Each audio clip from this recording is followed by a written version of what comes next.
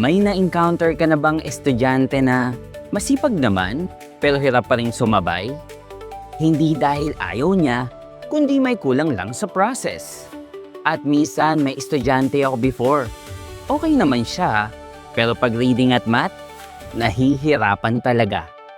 Akala niya hindi siya magaling. Pero hindi yun totoo. Kulang lang siya sa guided support. At doon ko na-realize, hindi niya kailangan ng mas mahirap na lesson. Kailangan niya ng mas malinaw na gabay.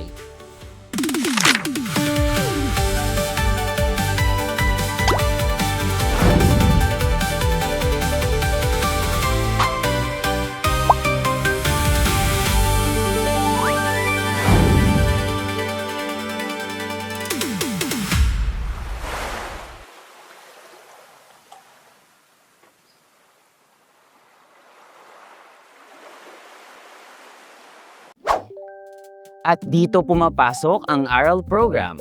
Ang ARAL ay isang programa ng Department of Education na tumutulong sa learners na makahabol sa basics. Mas tutok, mas gabay, mas malinaw. Layunin ng ARAL program na tugunan ang learning gaps at palakasin ang pundasyon ng bawat mag-aaral. Ito ay nakaangkla sa mga pulisiya ng DepEd.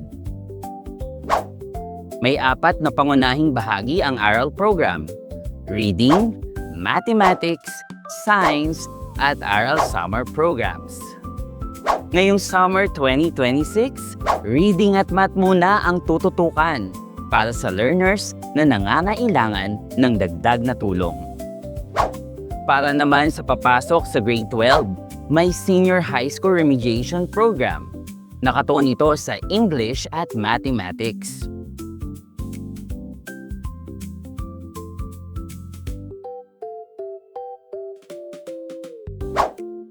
May iba pang support programs na kaakibat nito, tulad ng Summer Academic Remedial Program. Lahat ng ito ay para matiyak na may sistematikong suporta ang bawat learner. Sa mga guro, school heads at magulang, kayo ang katuwang sa pagkatuto. Sa mga mag-aaral, ito ang inyong pagkakataong bumawi, matuto at magtagumpay. ARAL Summer 2026. Tulong may puso, tulong na may bunga.